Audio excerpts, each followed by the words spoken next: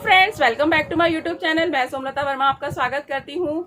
देखिए दोस्तों, रमजान का महीना चल रहा है। रमजान के महीने का जो इंतजार है दोस्तों, हमें पूरे साल रहता है। पूरे साल हम बहुत शिद्दत से, बहुत बेसब्री से इंतजार करते हैं कि कब ये महीना आएगा, कब हम खुशियां मनाएंगे, ईद मनाएंगे और दोस्तों रौनक बांटेंगे। दोस्तों, ये जो फेस्टिवल है, जाति, नस्ल, मजहब, इन सब से परे हटकर हमको शांति के साथ जीवन यापन का एक जो मौका देता है दोस्तों, इस महीने के अंदर दोस्तों हमें इंसानियत का पाठ मिलता है। और सबसे ज्यादा काबिले तारीफ दोस्तों इस बात के, जो पैगंबर मोहम्मद साहब ने बोला कि हमें गरीबों में ज़कात देनी है।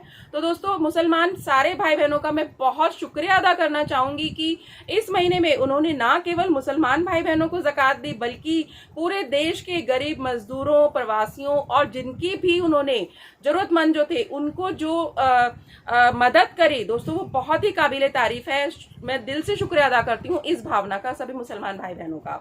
अब दोस्तों, वैश्विक महामारी में, कोरोना टाइम में आप देखिए कि सभी ने लॉकडाउन में रमजान के महीने को, जैसे जिस हिसाब से होता है कि हम शॉपिंग करते हैं या हम बाहर जाते हैं, इफ्तारी पार्टी करते हैं, लेकिन लॉकडाउन पीरियड में दोस्तों इस बार सारे मुसलमान भाई बहनों ने जिस हिसाब से घर में रहकर ही नमाज पढ़ी है, तरावियां पढ़ी हैं और दुआएं पढ़ी हैं, इबादत की है दोस्तों, वो बहुत ही काबिले तारीफ है। और मैं चाहती हूं कि आने वाले टाइम में, जो मेरे ख्याल से 1 या 2 दिन बाद ईद आने वाली है दोस्तों, मैं आप सबसे रिक्वेस्ट करती हूं कि जो मिसाल आपने रमजान के महीने में घर में रहकर ही करी है, वैसी ही इस वाली ईद को दोस्तों एक ऐतिहासिक ईद बनाने का टाइम है। आप घर में रहकर ही ईद की नमाज पढ़ें और दुआ पढ़ें। अब बाकी दोस्तों, जो हमारे मुफ्ती साहब बोले उन निर्देशों का पालन हमें जरूर करना है। हमें दोस्तों ये बात याद रखनी है कि हमें सामूहिक नमाज से बचना है। और दोस्तों, रही बात बच्चों की, बच्चों को जैसे आपने लॉकडाउन पीरियड में बताया है कि बच्चों स्कूल नहीं जाना, 2 महीने बच्चे स्कूल नहीं गए, बल्कि थर्ड मंथ स्टार्ट हो चुका है, बच्चों को स्कूल नहीं जाना। तो आपने जिस हिसाब से बच्चों को कंट्रोल करके रखा है कि घर के बाहर भी नहीं गए बच्चों ने बहुत अच्छे से लॉकडाउन का पालन किया है, वैसे ही आपको बच्चों के लिए इस ईद को भी एक मिसाल की तरह कायम करने की प्रेरणा देनी है।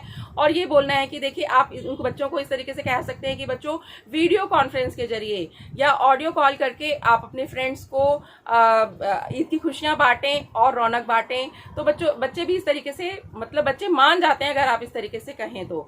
और दोस्तों, एक चलते चलते मैं आपको एक बात और छोटी सी बात बोलना चाहती हूँ कि जो सोशल डिस्टेंसिंग का जो नियम अभी तक 31 मई तक हमें करना है, इस बीच में ही हमें ईद की फेस्टिवल की खुशियां भी बांटनी हैं। तो दोस्तों, अगर आप बाहर थोड़ी देर के लिए कहीं जाते भी हैं, मर्यादित तरीके से जाएं।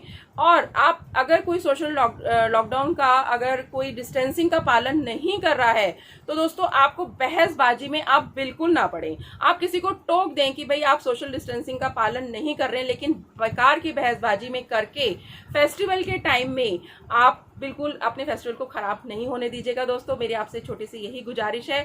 और मैं चाहती हूँ सभी मुसलमान भाई बहनों को ईद की मेरी तरफ से आगामी शुभकामनाएं। और मैं चाहती हूँ कि इस ईद 2020 की ईद को आप सब मिलकर एक ऐतिहासिक ईद बना दें कि आने वाले टाइम में ये सदियों तक 2020 की ईद को याद रखा जाए। थैंक यू दोस्तों।